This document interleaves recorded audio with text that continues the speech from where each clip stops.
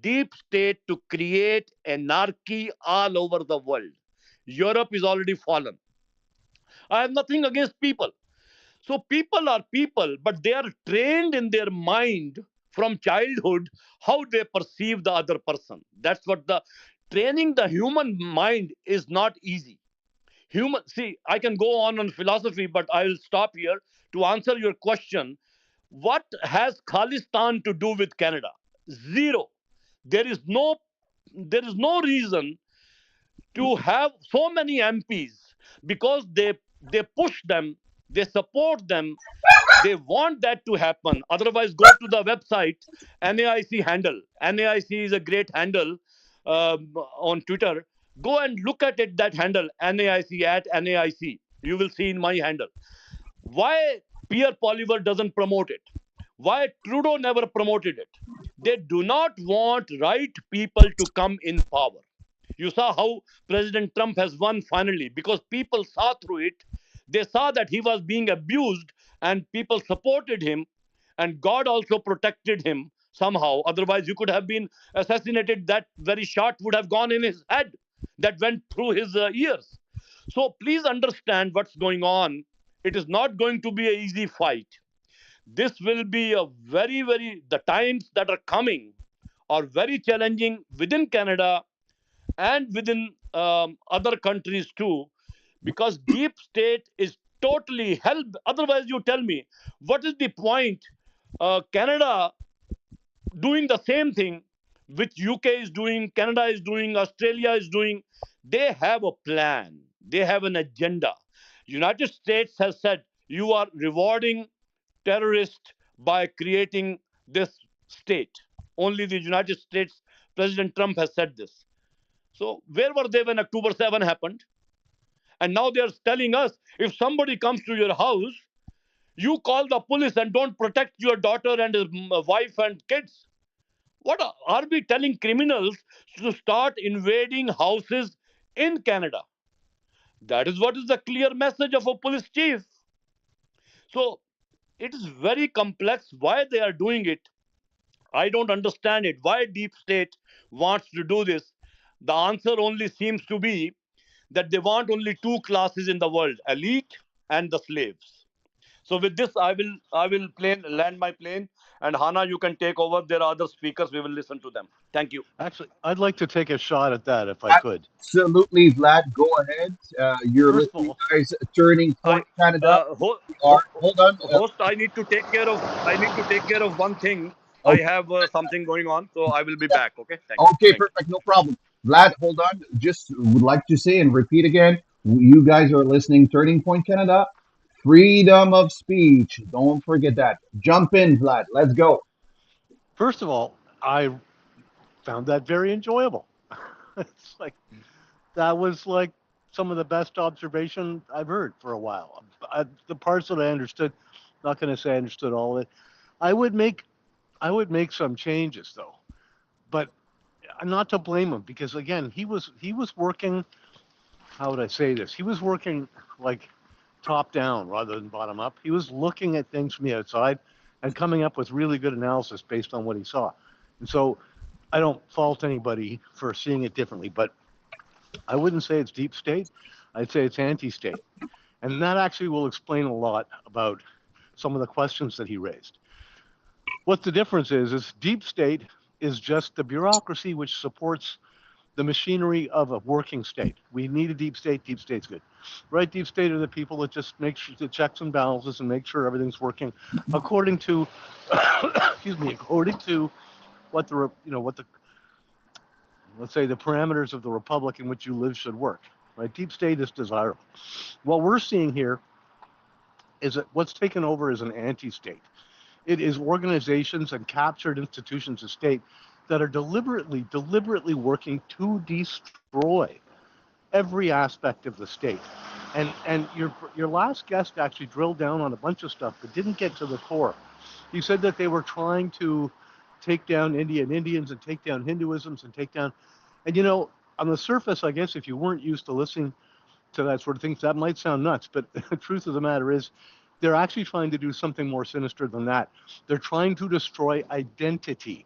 They're trying to destroy all of our identity because identity is the only thing that holds groups together in such a way that we might actually get together and fight back against the tyranny which is obliterating our civilization, our history, our sense of ourselves, our culture, our values, our beliefs.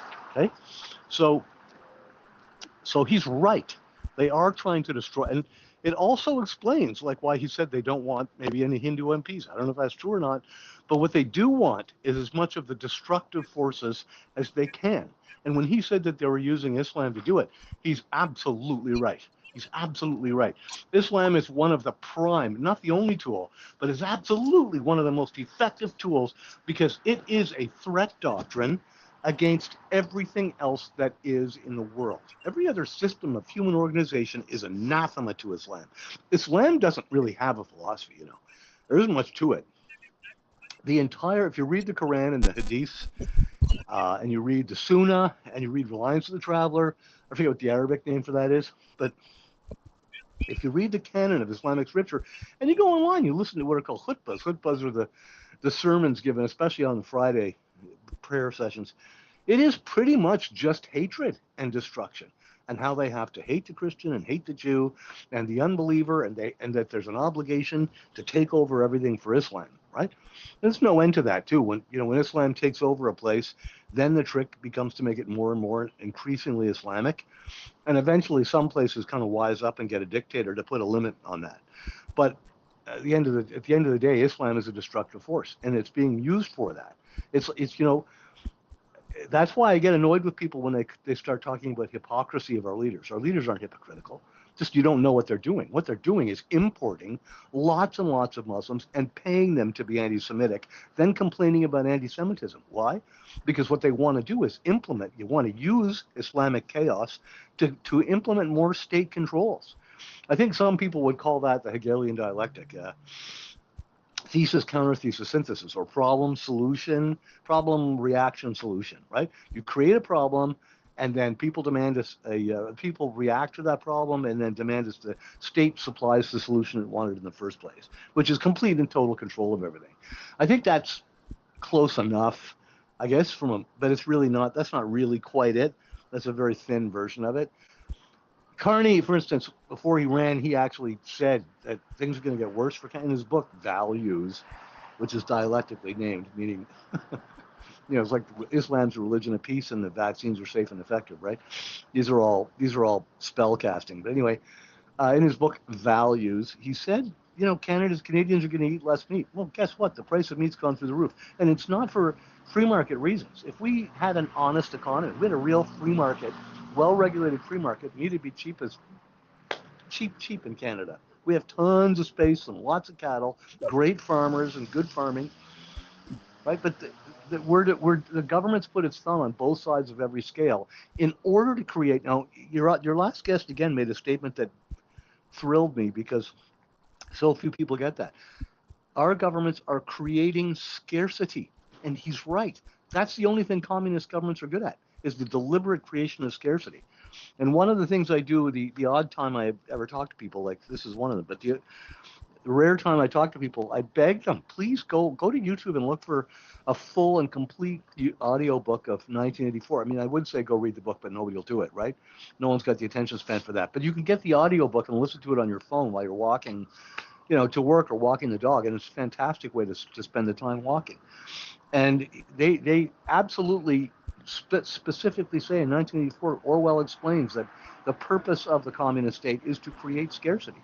It's the only thing it does well, and it does it on purpose. So the tiny scraps that you have, you value, and you owe it to Big Brother. You owe it to the state.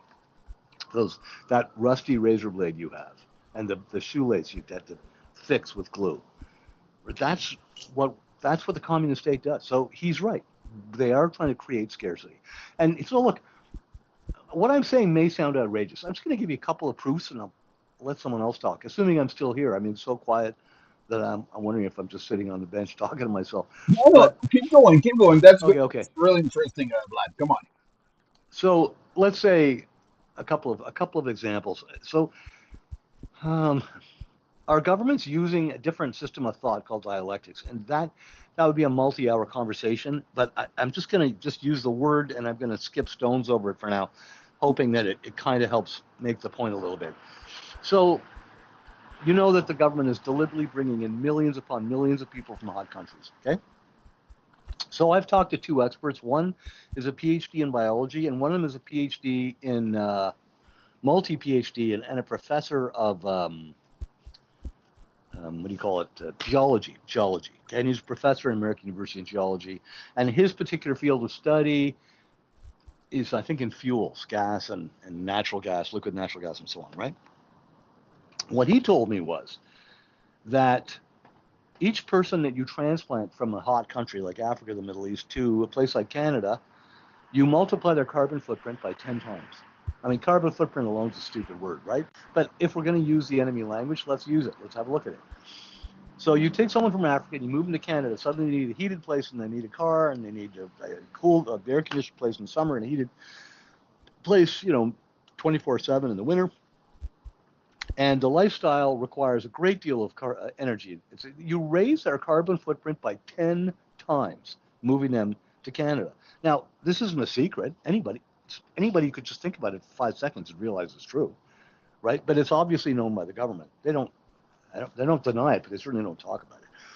So when you hear Carney talk about net zero and all that stuff, you know that it's and I don't even like using the word lie because it isn't really a lie. It's a dialectic. They're launching a series of attacks on our reality in order to create an outcome, which is one we would never accept in a million years. Not peacefully, that's for sure. But they keep hammering us with this bollocks so that we will slowly, but not that slowly, slide into absolute totalitarian Orwellian nightmareism.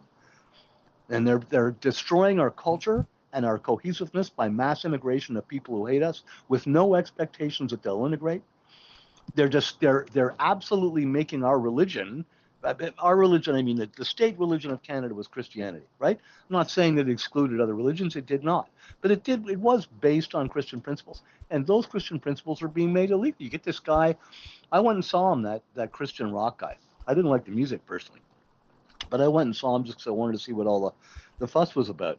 I have my own criticisms, but it had nothing to do with his content, right? It had more to do with the overcompression of the bass and drums.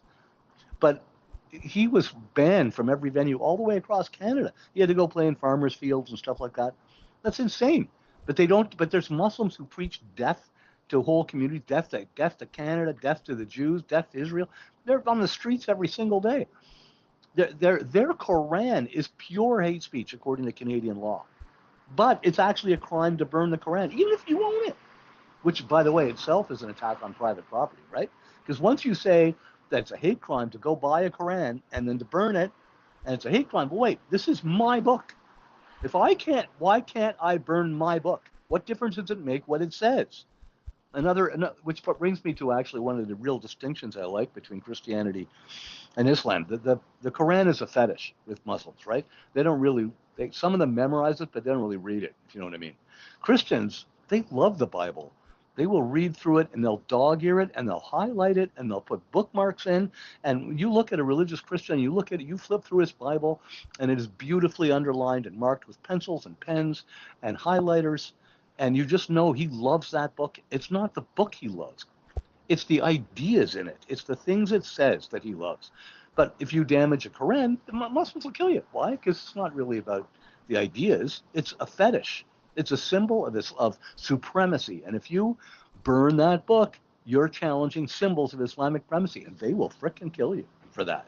Because it's about power. And that's why I'm going to use a word here, Comintern, which is a newspeak term for Communist International, right? Normally I don't like using newspeak, but I think in this particular context it's appropriate. So the Comintern, Communist International, is absolutely using Islam as one of its principal tools, as well as global warming, one of its principal tools. Of course, vaccines, what did that do? Well, that destroyed your basic sense of bodily autonomy, right? You can't even decide for yourself what medications you want or not take. And they made people take one that everybody in their gut. I mean, just about everybody at some level knew there's something wrong with this. Like, wait, this has never been done before. Yeah, we really are loyal to this political party or that political leader, so we're going to take it because he said to. But some part of them must have said, this is just weird, right?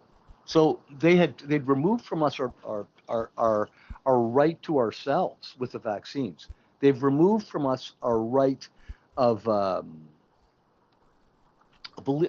national identity, because one of the dialectics courses, one of the dialectics they've launched in us in the last couple of years was the mass graves thing. The idea was they weren't any.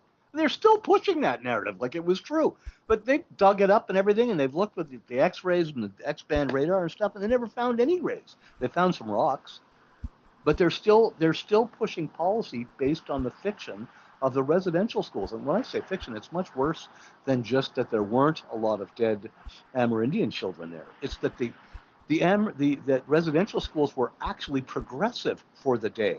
The idea was what they wanted to do was help the Indians out of poverty by educating the children in the methods of Western civilization and trades and science and so on, so that they could bring up the level of standard of living of their communities. Hey, That was the purpose. Vlad, I have a question for you, Vlad. Okay, and listen to me carefully. I'm joking, but listen this one. Canadian are being silenced. Okay, you you will agree with me. We are as we speak right now. So the government writes bill like the C11, the bill C18. We're sold as being like helping artists, and it's just about censorship and controlling narrative, right? Do you think Canada is already like on the road to becoming like China? I'm gonna ask you that. Hold on, hold on. I'll ask you this question, and I will ask Enya after that. So go ahead, please, and thank you, sir. Yeah, well, are we on the road to becoming like China? Well, I think the Canadians are going to look at China with envy, because China is still, believe it or not, China is still a nation state. So let's define those two terms, right? You have a state, which is like a bureaucracy that controls a region, right? That's a state. A nation is people. And China are all Han Chinese. If you're not Han Chinese, you're a second class citizen, right? The Uyghurs are not treated well in China, right? So Canada is being deracinated. We will not have a people.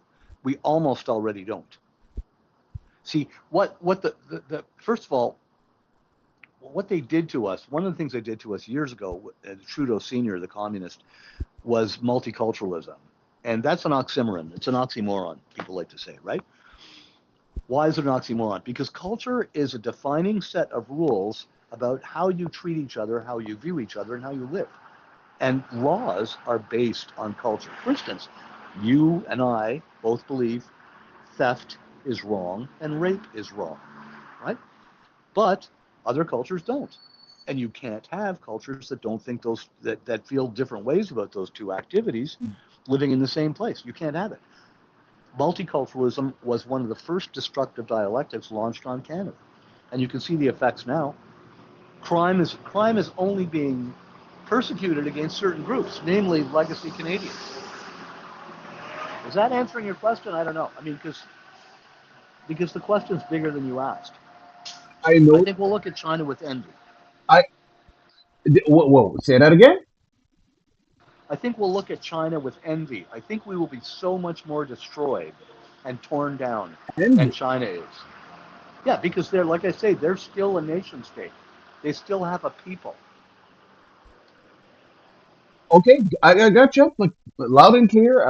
Enya, maybe you can jump in and tell me what you think about that. Well, I think I'm going to go back to Navneet's statement because I really do believe that I share his perspective, given the fact that I've worked in government, I've been around the world, and certainly I have lived among politicians for quite some time. And I have to say, they are hypocrites, they are liars, they do play the game of deceit. It is called optics politics. They'll promise everything, deliver nothing. They play the people. They are not accountable or transparent. and they screw us over at every corner, and they want their vote banks to cheer for them.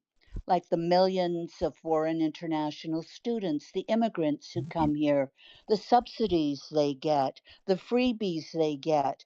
And now we have Carney, Sir King, Lord, telling them that I'm going to build you a whole bunch of homes, 4,000 homes, and we're going to use the taxpayer to pay a few billion in order for you to have that. See what a great country this is? And each unit is going to cost $3 million.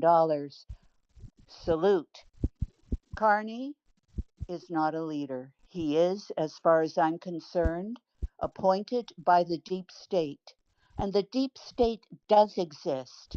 It consists of global elites like Bill Gates, Klaus, Soros, other, some would say the Rockefeller family, the Rothschilds, the Larry Finks, the Vanguards, you name it, lots of bankers in there, global elites, who are in fact implementing an agenda that started in Canada in 1981 when Brian Mulroney was at the helm. And over those years, it got edited, redeveloped, and became, under Harper, the New World Order agenda, which had to do and was linked to the United Nations, the Paris Accord, etc., etc. The United Nations, WEF, WHO, all of those organizations are part of the global elite deep state. They are real people and they have an evil agenda. And the agenda is to take advantage of taxpayers, to make us pay with no accountability, no transparency, and it's too damn bad if you don't like it or not. So what? We owe you nothing. There are no laws that make them accountable to us. And who do the politicians, the liars, and the hypocrites in Ottawa serve? It's not the people. There are no laws that require those hypocrites to serve us.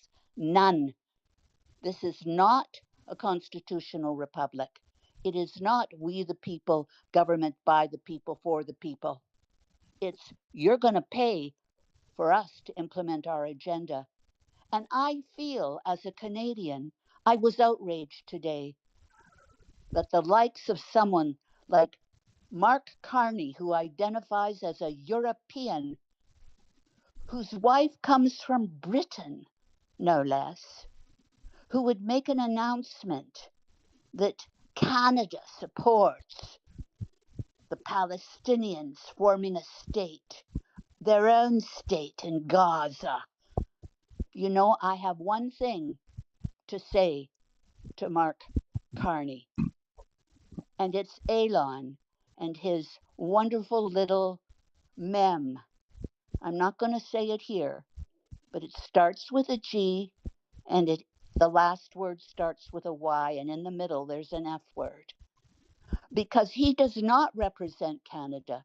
He does not represent Canadians. Did he have a referendum? Did he ask us what we thought about it? We have been telling him what we think about it. We're tired of the terrorists in Canada. We're tired of people coming here and taking over our highways. Our values are not Muslim values. I'm very sorry, but I don't support the deep state. And they are globalist elites who are pulling the strings behind the scenes, including King Charlie, including, well, Donald Trump has given them the middle finger, so they don't even go there with him. But look at Keir Starmer. Ha! What a joke! He is part of that deep state puppetry. These leaders are puppets, and they're being controlled by the deep state, and they're screwing Canadians over while we sit there and listen and say, well, he's doing the best he can. Bullshit. That's all I'm going to say. Sorry, John, I went off on a rant, but certainly this is a topic as of today. When I saw that announcement, I've had it. I've had enough of this bullshit in this country. Canada does not support a Palestinian state on the border of Israel, regardless of Israel. And we need to Hallelujah. remember what happened on October 7th. That was a crime against all of us, a crime against humanity. So, no, I support none of this bullshit. I Uh, completely understand, and yeah, and I agree. I hope you're wearing your hijab as you speak right now. Vlad, you want to jump in? I'm just kidding. I just I'm wanted to say, kidding. I, I just want to say I have no fundamental disagreement with a word that lovely woman said. The only difference I think I have with her is what she refers to as the deep state. I refer to as the Comintern. It is, and Keir Starmer and Mark Carney, and the people from the WEF and the people from Klaus Schwab School for Future Leaders, and the former leader of New Zealand. I mean, these are all people we can point to. Oh, the UN elites, of course, and the European Union elites are all part of the Comintern. I just look at the deep state as being a bureaucracy of a republic. And they're talking. But Yeah, right. but fundamentally, in terms of all of the attributes she named and the things that are going on in the values, like, yeah, I totally agree. She's absolutely right. And as for, and as for October 7th, it was an atrocity. It was an atrocity that, and here's the weird thing about it. A toy. I mean, it's great. It's music to my ears to hear somebody say what she said about it, because what happened is it was used to provoke the Israeli response, and then they weaponized the Israeli response to make them appear to be the bad actor, and it worked. And it divided the Canadian right, and by right, of course, I mean like rational libertarians who are resistant to state propaganda. But it was amazing to me that the the the left slash Islamic plan to weaponize a rational Israeli response to a grotesque act of terrorism on October 7th really did work. The amount of anti Semitism is now staggeringly high, higher than it's ever been in Canada, probably ever. And it's a result of a tremendous joint propaganda effort between the left and Islam.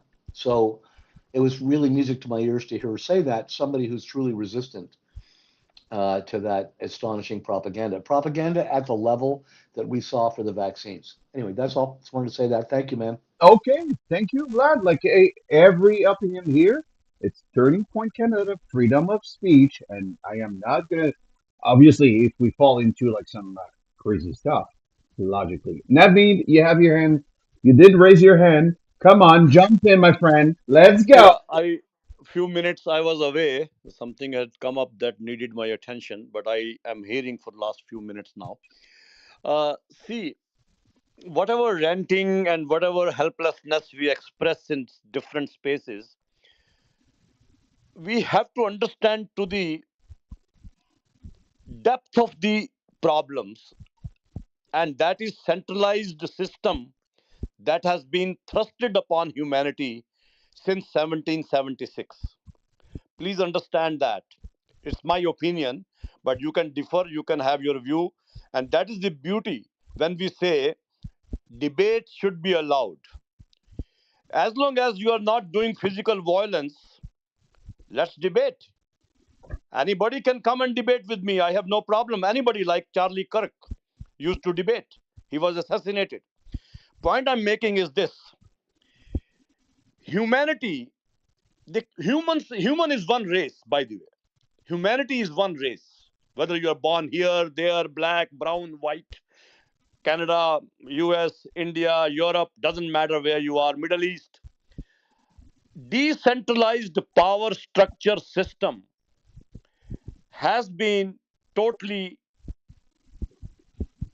now destroyed, if I would say, with this centralized structure that has been imposed upon humanity starting 1776. If I say the Vivek Ramaswamy's example, when he was talking and going all over United States for presidential bid, and then he came and supported Trump, and then Elon jumped in, put his hat in the ring, and supported with money and all out, and Trump won.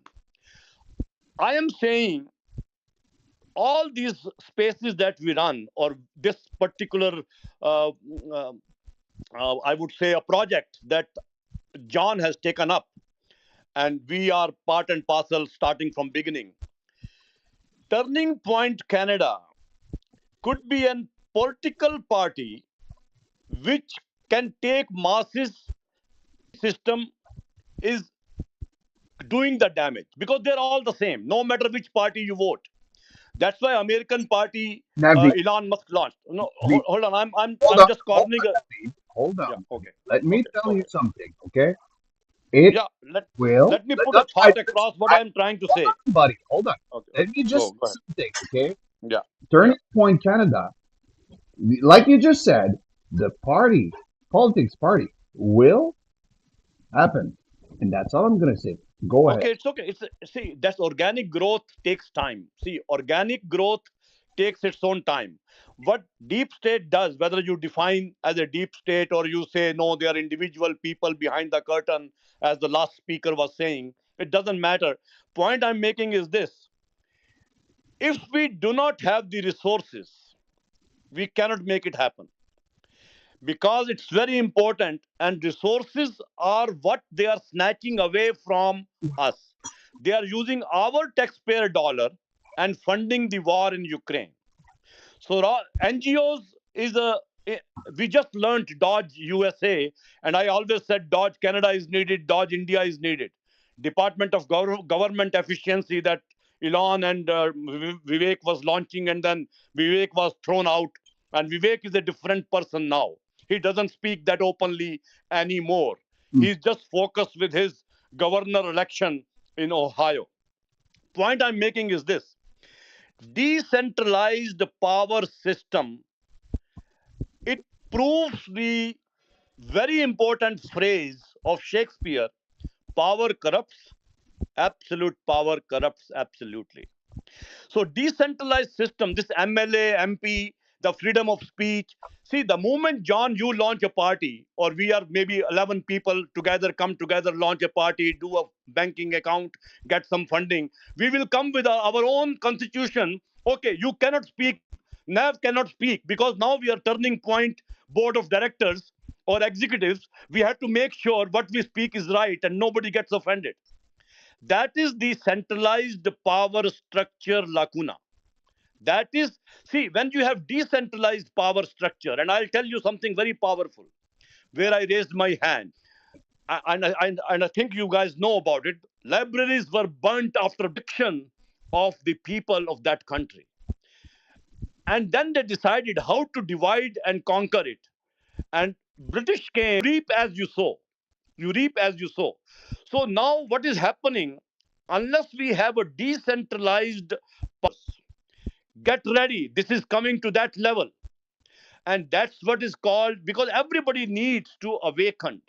Oh, police will come and see, police will come and protect me.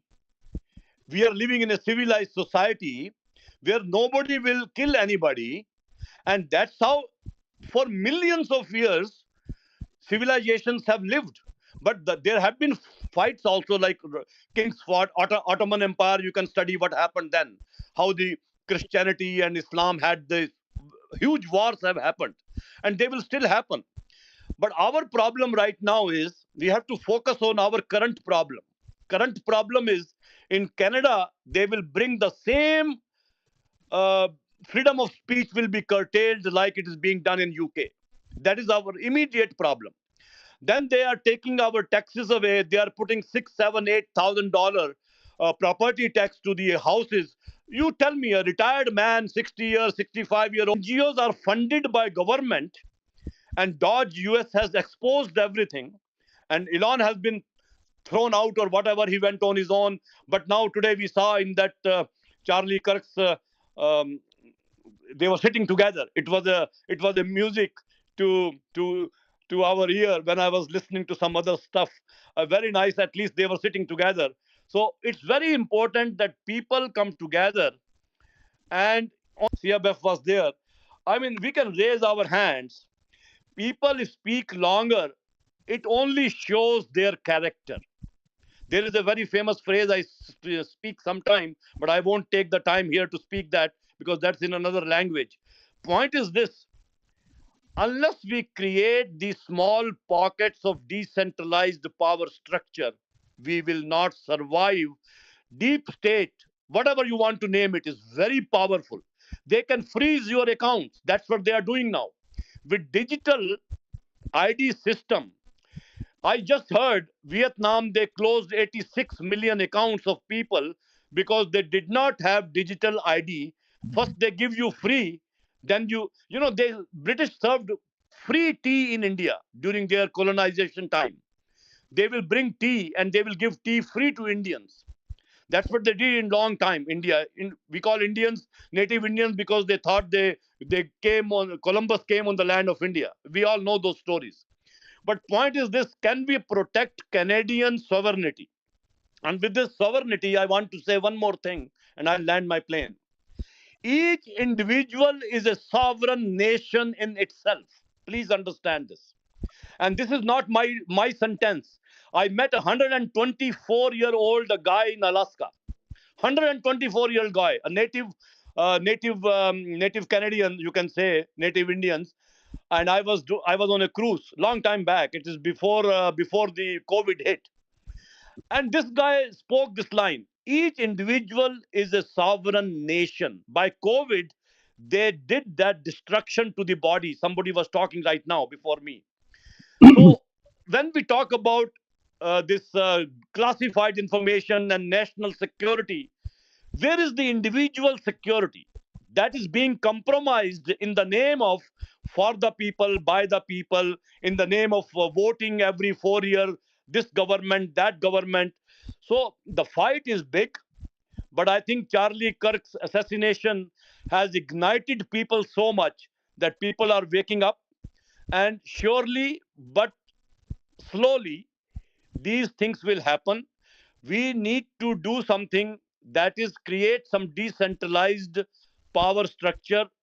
People of 11 people, 21 people, 31 people, if they can get together and do something where they have big chunk of lands and organic farming. I don't care what you practice, what you preach, as long as you are not praying on the road. My God. Why are you praying on the road in Toronto? They are doing the same thing in India, and Modi is helping them. The Modi is the guy whom people think all over the world is a Hindu guy. He is following the path of deep state and destroying India as we speak. Most of the Indians don't understand it. It's unbelievable. The power of deep state and legacy media is, thank God Elon bought in 42 or 44 billion dollar this platform where we are talking. But here also, Hana says she's shadow banned. I have a lady, Maria Worth, who has a lot of following. She says I'm shadow banned all the time. So we have to be very careful and navigate through this whole thing uh, together, create these spaces as we make them big. Because the moment space is big, I'll tell you, be ready for the heat. Because heat will come when you become powerful. As long as they think Nav has no power, Navneet has no power, Hana, who is Hana? Who cares? John can do all the create all the website, all the crowdfunding. But the moment you have $10 million, the moment you have chapters in BC and Alberta and all the provinces of Canada, and you have right people speaking the right things, there will be a problem, because then you are hitting them hard. See, look, Jagmeet Singh kept the country ransom by supporting it from outside. How many years did he do that?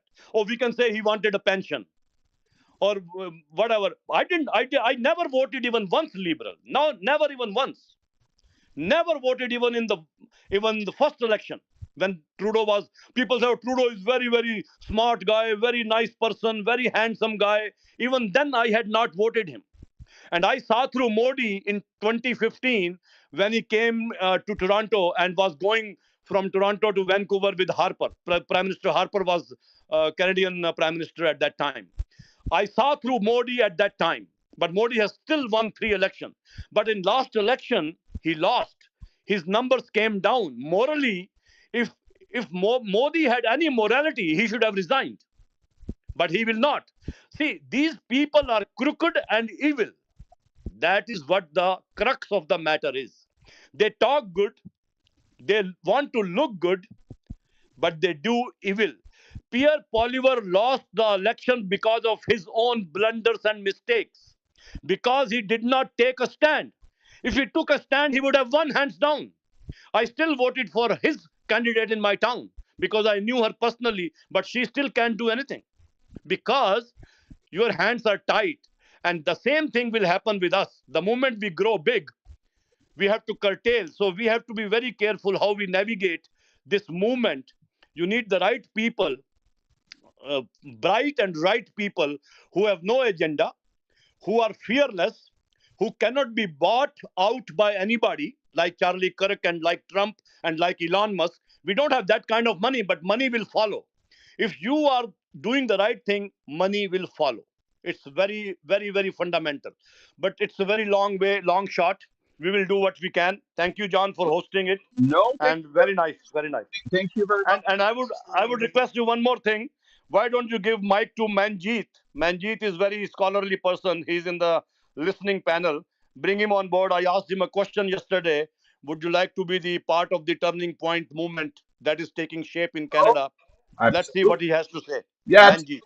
thank Okay, you very thank much, Navneet. This is the Turning Point Canada Freedom of Speech. Hey, Mike, I know I just added you. You want to, I assume you want to say a little something and jump on it if you still listening, my man.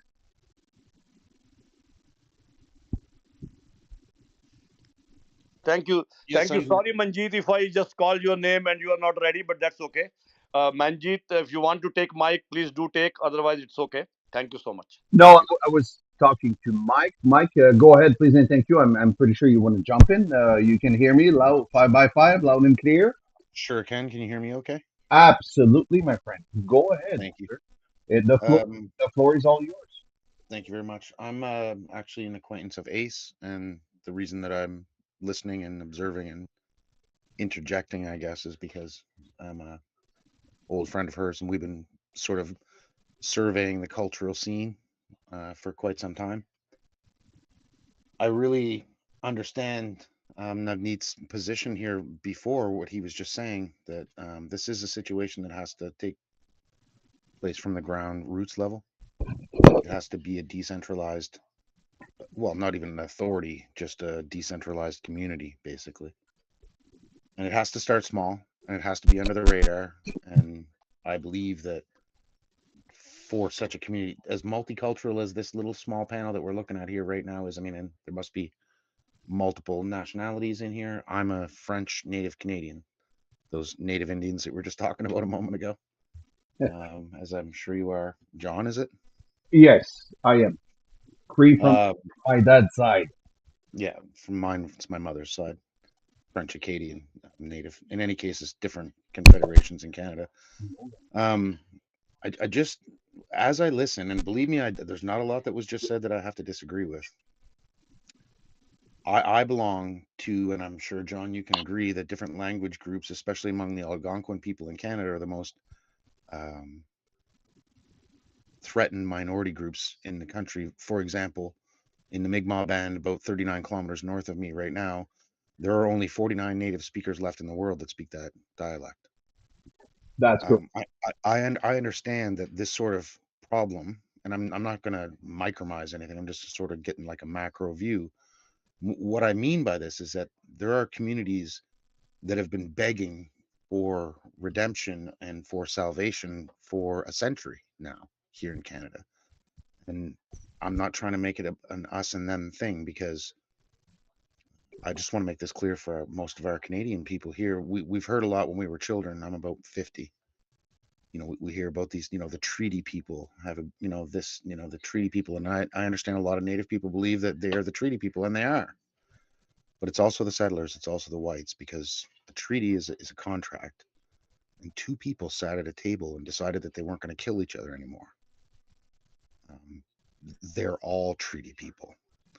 And so we're all bound and protected by the same thing. And going back to this, some of the original grievances, like a lot of people in the world believe that healthcare, for example, in Canada, it's free, and that it's this wonderful world-class service. And anybody that's lived here for 10 or 15 years can understand that it certainly isn't. we project an image of ourselves that it seems like a moral hillside or a moral mountainside, whereas we can look down on other people because we have some kind of a moral standard. But in practical terms, in everyday life, it really doesn't work out that way in this country. And some of the at-risk language groups, for example, the ones, some native groups that I've been talking about, and it's even worse when you get into Northern Ontario and Northern Quebec because these communities are so isolated. That's fucking crazy. And then you take into consideration the social issues and drug abuse. I'm not trying to make a point of natives here. I'm talking about every single small community all over this country. Because Ace is in Victoria and I'm in New Brunswick. It literally is coast to coast. And if you go to any town of more than 15,000 people, the same little tent cities, the same methamphetamine addictions, the same opioid crisis, it's happening everywhere. And all of the original things that we were supposed to be building as a culture, the place that made Canada so beautiful, was that we were busy for a century fixing these things, like running water in Davis Inlet. I'm sure you can agree with me, Ace. This has been a long time coming and they still don't fucking have it. And even though I don't disagree with anything that was just said, because the world is a smaller place now, it's not just our regional communities, but I just want everybody, especially newer Canadians that might be in this panel that are listening, we had a lot of things that we were trying to fix that have all gotten lost in the wash right now. There's a whole globalist understanding of what Canada is and what Canada should be. I'm not trying to be upset about the situation, but I need everybody to understand, like, we have some long-standing things that we were building on and we were doing good work, and that's all been lost. Fuck off. Especially since COVID, through our further isolation, which exactly goes back to some of the things that was just said by our previous speaker. And like I said, I agree with him. I'm not trying to disagree. What I'm saying is that people that want to build on a community and a grassroots sense of Canada becoming itself again, which is the only way through this decentralization of power. I understand that. I agree with it. It has to happen region by region. 150 years ago, we understood, even though we were very drastic people across this continent, very, very different, we came together in a confederation to make something bigger than ourselves. And we can do it again, certainly, but without the understanding of the underlying problems, without this globalist overview of everything, it's just going to cause more grievance, right? We've got people in Alberta that are blaming the voters in New Brunswick and Nova Scotia and Prince Edward Island. We have like 72 seats in the whole legislature. We don't have any power. How does anybody think that you can vote your way out of a situation like that? If we're going to be continuously demonized by the West, So much love. all of our labor I'm going to explain something to everybody in this panel. As soon as the children here reach 16 or 17 years old, they grow up here in this part of Canada, they want to escape this place. It's still a frontier here. It's a backwater, old school traditional area that the children want to leave. 75% of all the people that I know work in Fort McMurray. They're not from Alberta. So our labor from New Brunswick and from the Maritimes, it gets shipped out. They don't pay taxes to New Brunswick. They pay taxes to Alberta and to British Columbia and to the Yukon. All right. Our labor is gone. There is no inventiveness. There is no ingenuity because everybody wants to get the hell out of this place. Now, that's not to say that it's not a beautiful place and that there's not opportunities here. It's just that the policy of the federal government for the last 35 years, maybe a long time before some of the people in this panel got here, that this has been an ongoing economic policy to disenfranchise one part of the country against the other. And this has been going on for a long time. And now we can see it on a macro level because they're literally splintering and dividing society into smaller and smaller little tribes that don't know how to do anything except for fight against each other. And what I'm trying to say is that unless we understand what Canada was, there's no point in trying to figure out where it's going. Whether they're old timers or whether they're newcomers, we can't do anything together unless we have an understanding. Original confederation in this country had to do with vast variety of interests, economic, social, religious, all those things very, like in India, exactly like in India. You can drive 5 kilometers and there's like 10 different dialects. It's the same thing here. It's just that it's French and Aboriginal. And unless there's an understanding of what It is here. You're literally, and I don't mean anybody here, I just mean the process essentially erases entire experiences and histories of people. Like I said, here we have an Abenaki um, um, group here that only has 49 native speakers left in the world. I don't just mean here right in that village. I mean in the world. And most of those are over 50 years old. So when they die, they're gone. We've talked about this before, Ace, and I don't want to make this a religious thing, but there's been 186 Catholic churches burned in Canada since they claimed that native children were buried in an unmarked grave. There's never been any bones or any human remains found in any way, shape, or form. But yet churches who may or may not even have had anything to do with what went on in Alberta and British Columbia, they've been burned to the ground. And I know during the previous speaker, we've been talking about religious violence. Do we want to transplant this around the world and exacerbate problems, or do we want to try to understand each other? Because if we want to work at a grassroots level, then we're going to have to really do that. It's not just talk. It's like the previous speaker was saying, like it's not about money. Money does come later. When you have a good idea, people invest in you. Yeah. And that's true, right? But unless there's an understanding to begin with of what exactly it is that we're building here, there's not even a point. There's no point. So thank you for letting me speak, and it's good to see you, Ace. Thank you. Absolutely, Mike, and thank you very much for jumping in. Ace, you want to say something about what Mike just talked about? Maybe not. Just very briefly, is that we've exchanged different perspectives for some time, and I'm always amazed at his knowledge and background and what he brings to the table in terms of his own understanding. And I'm really glad he joined the space today. We've not always agreed on everything, and that's okay, right? When you're in a discussion or a debate or exchanging points of view. But certainly I can identify with many of the things he said historically. And I haven't been in contact with you, Mike, for quite some time. So it is totally a pleasure to have you join here and to be a part of this discussion. And there's some other people here actually in the space as well. And I'm glad to see them. And this movement will grow. And if it's based on being open to hearing other people's points of views and perspectives, and being open to really digging into the truth and connecting the dots together.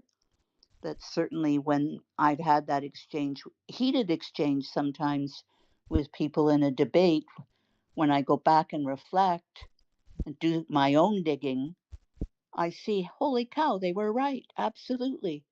They were, in fact, accurate when they communicated those particular pieces of information that maybe weren't in my particular diagrams. So yeah, this is well worth it. And if we can be open to listening what other people have to say and the perspective they bring to the table, I think that's an advantage for Turning Point Canada. And it fits into the philosophy of Charlie Kirk, right? That's what it fits into. So that's basically all I have to say on that, John. Thanks. Hey, you're welcome, and for once, I'm gonna be able to say something. But I just want to say before we close tonight, I want to say thank you so much, Enya. Okay, from the bottom of my heart for believing the way I wrote down article, Navneet, Sayabian, even Parker, who just joined us. Without you guys, I would still be a little fish. Okay, and Mike, thank you for jumping in. Sincerely, thank you very much. Well, c'est-tu français, Jean? C'est Jean, c'est pas Jean, hein? C'est John, mais tu peux m'appeler Jean. Exact. Je parle français, oui, absolument. Ouais, OK. Bon, je pensais que j'ai pogné un accent, là. Alors. Non, non, du tout. J'ai grandi au Québec dans le Saguenay-Lac-Saint-Jean, Dolbeau. Sorry for speak French, speak English. He grew up in the southeastern part of Quebec, yeah? That's correct. Thank you very much. Yes, Mm-hmm. absolutely. And that's the real story. Again, we can talk later on, you and I. Sure. In my whole story, but I do work in. I've been working in law enforcement, correction for a little while. I do own a security company, and as we speak, growing out of Nunavut. So yeah, of course, Mike, we can discuss off the record, obviously. Yeah, yeah. Of course, I worked in all the divisions of our law processes as a private individual and private prosecutor. Right? So I'm sure Great. there's lots of things for us to talk. Let's talk privately after we're done. Send Absolutely. me a DM. I will definitely. I just Thank you. I'm following you. I will send you a DM, obviously. Thank you. So for everyone who's listening as we speak right now, thank you so much for this. Enya, first of all, Enya, Navneet, obviously, saya bien. Uh, Also, Vlad, okay, for your belief in the content, and your courage to stand with me means more than words can describe. Okay, guys, sincerely, this movement, Turning Point Canada, freedom of speech, like Navneet said, it's more than just like a chit chat on space or on YouTube or whatsoever.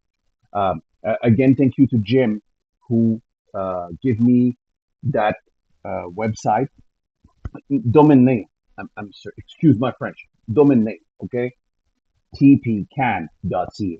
It's coming. Parker is working with me on it, etc. And let's say you stood by me and we built Turning Point Canada. We are going to build Turning Point Canada.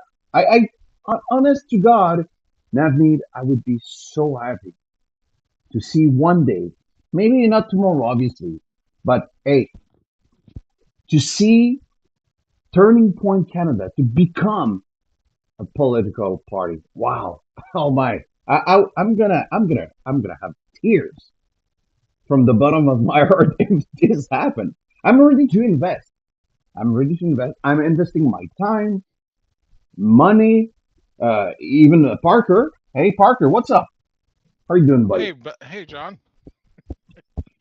I just want to say about the website. It will be up probably by the end of the week or next week. Uh, Unfortunately, I'm working as well on other stuff. So with my job, so uh, Great. I'm doing it on last time. So No worries. Thank you very much. Thank you for. Hey, it came out out of nowhere. Parker, hey Parker.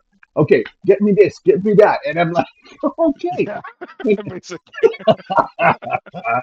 I was like, wow, thank you so much for doing this. On your free time, in the middle of work, because the air needs to be secure, and Parker is right there as well. Part time, reporter for us on the Crowded War Talks. Navneet, you want to say something? I'm pretty sure you want to say one more thing. I am convinced you want to say something else. See, it's a see. Peace is the prerequisite of prosperity. Okay, it's not a rocket science. Peace is prerequisite for prosperity, Almost done. and we have had it so good here that we are taking it for granted. People all over the globe, why do they want to come to Europe, US, Canada? We all know why. Quality of life. That quality of life is being challenged very cleverly by people who want to use this division or that division. I'm not even saying what. And religion is very powerful tool to use to divide and conquer. So we should stay the way we were 10 years ago when I came to this country from US in 2000, I think 2005 or 6. I traveled first time, and then I came many times, and then finally I immigrated here in 2009. Worked in aerospace and defense in USA in Los Angeles, and we have seen how California has been destroyed. See, the leadership is all that matters. If you do not have a right pilot, the space or the ship will wreck. That is a given thing.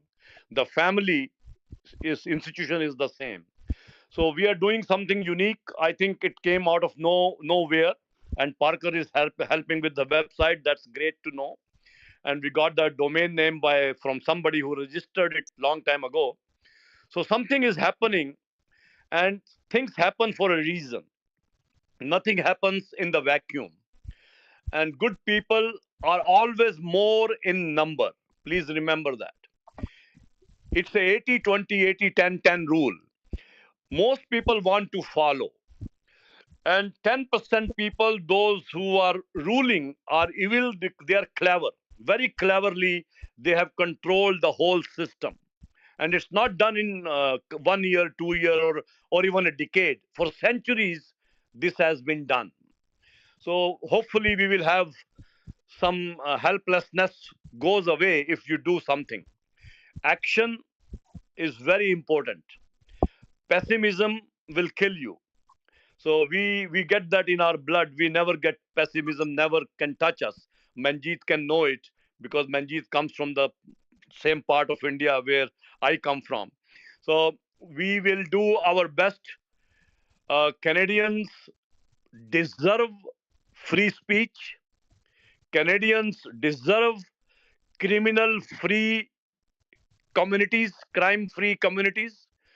We don't want to see tents and drugs, which is a scene in every town now. It is being done by design, by design. You guys are in law enforcement, so you know it. So I'll not go in personal thing. Maybe personally we can talk one to one. There's a lot of things we have been doing and we will keep doing till our last breath. We will do the right thing to the family, to the community. But I know we are in the state of helplessness because our money is taken away from us and being used against us. That is happening to citizens all across globe in all democracies. And there are 56 countries which are not even democracies, which are Islamic Republic. And then we live in a Christian country, as somebody was saying. See, Canada, US is a Christian country. So how can you say it's the Islamic values or Canadian values? Are you gone crazy? He should have been, the legacy media should be jumping up and down against Carney and against, I mean, Prime Minister of UK. But no, because legacy media is sold out. They are bought out. Money is buying them. And people who are more in numbers, they are divided. Somebody is supporting Carney, somebody is supporting liberal, conservative, and then Green Party and NDP, and all this game is being played. So I don't know where Turning Point will fit in there, but we will do what we can. Best idea would be to have the chapters as we grow our spaces. We go all out. Money should not be a constraint. We should get the money. See, 1.4 million, 1.3 million dollar even Maxim Burney had. He himself told in his one of his spaces I was attending. He follows me, I follow him. But unless you do the right thing, people will fither away.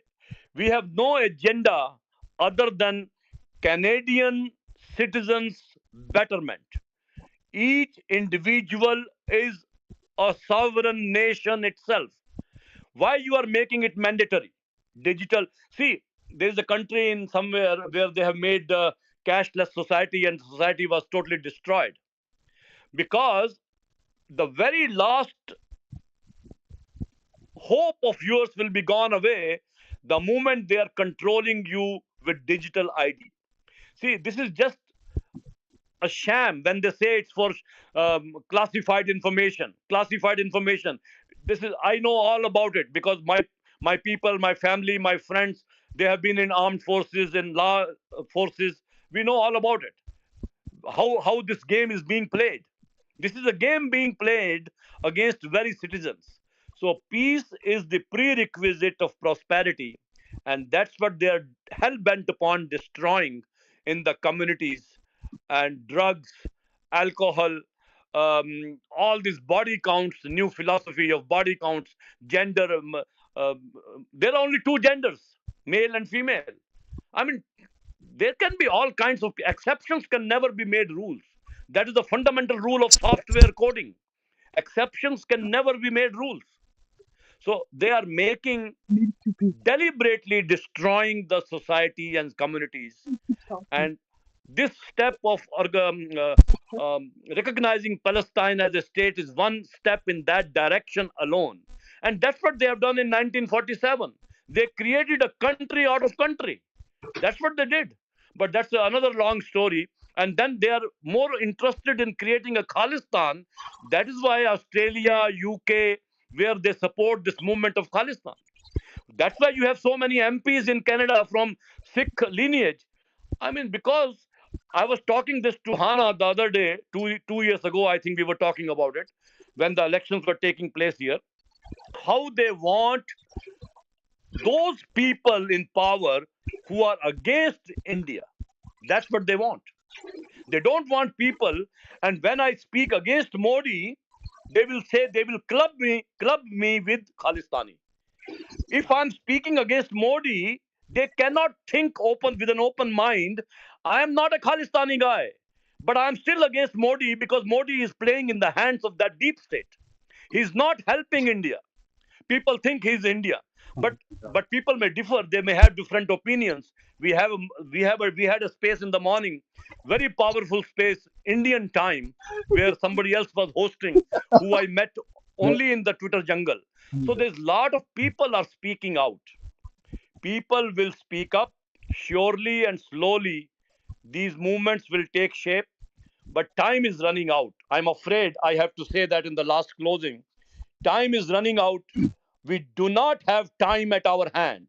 So even if you have to run the space every day, I'll tell you, I ran 95 days, every day a space during the election in India. And I'll tell you, I had a contribution in putting less seats in BJP's coffin when that election was happening 4 years ago. Because these people are destroying India. With Indian leaders are destroying it. So now we are on a movement. We want a Hindu homeland like Israel has a homeland.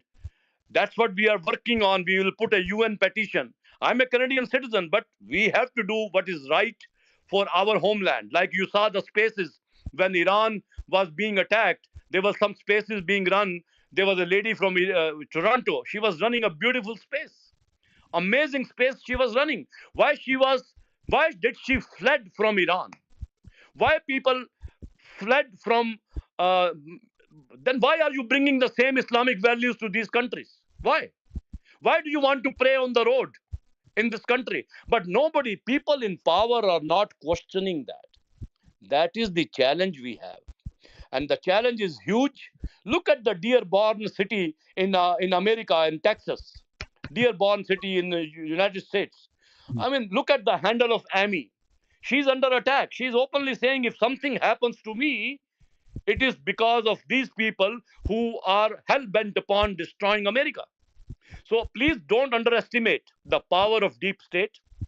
Whatever you want to name it, whether you want to call it individually, people, I mean, Bill Gates, this, that, Soros, and all those names, Rockefeller, and all that, or you want to say one name, deep state, because Vivek Ramaswamy was asked this question on a legacy media by a very famous anchor. What do you mean by deep state, Vivek? And Vivek answered it very diplomatically because it's very hard to define. So we have to keep going. We need to pinpoint right people very quickly. And I think it will be taking time, money, resources, everything. We have things to do for our own living. And we are all busy as Parker is giving his time to building this. Very nice. I'm very glad that this movement is taking shape. Thank you, Manjeet, for coming on the space. We appreciate it. I remember your phone call when last elections were happening about taking, but whatever happened. Let's go for future. Let's think about the future and do the best we can. Thank you so much, host, again giving me an opportunity to speak as a closing remark. Thank you. Absolutely, Navneet. Thank you very much. Manjeet, would you like to say something? Or we're good? Yeah, I'm pretty sure. Jump in, Manjeet. Come on. No, it's all good. No, thank you. Thank you for giving me a moment here. Uh, I, I agree with most of what I've heard so far. I think one thing which I think all probably agree, and I think all people who are present here at least, inaction is not an option. I think given all the problems, or at least the challenges we are facing, or at least people who are recognizing the problem, they need to act. And there are a number of experiments which are people are doing, number of movements are moving on, and I think time probably is right. I think for all efforts, and I think eventually a bigger uh, movement or a bigger impact can happen if everybody's on board. I think yeah, inaction is not an option. So yeah, absolutely. Kudos to starting this initiative. Very glad to see this happening. Thank you. Thank you, Manji, like sincerely for jumping in, and for the from the bottom of my heart, everybody, like thank you so much for believing in Turning Point, not in me, but in Turning Point Canada, freedom of speech. We're gonna build this out brick by brick, and this is only the only way we will succeed, guys. Okay, so Canadians deserve truth. Deserve the truth without censorship. Together, we are providing like journalists without permission. I've been doing this for a few months now. Parker can testify with a serious voice. But this is the only. This is the beginning, guys. Okay, Turning Point Canada will grow and it will thrive because of the trust and the passion of voice like yours tonight. Yours, your voice, guys. Wake up. Time to wake up, Canadian. Okay? I will dedicate my time to this show for you guys. Let's, kick some goddamn ass. And that's it. That's all for tonight. Thank you very much. It was the turning point. Thank you, Anya. Thank you, everyone, for jumping in. Appreciate it. See you on Wednesday, 8 p.m. Eastern Time. Bye.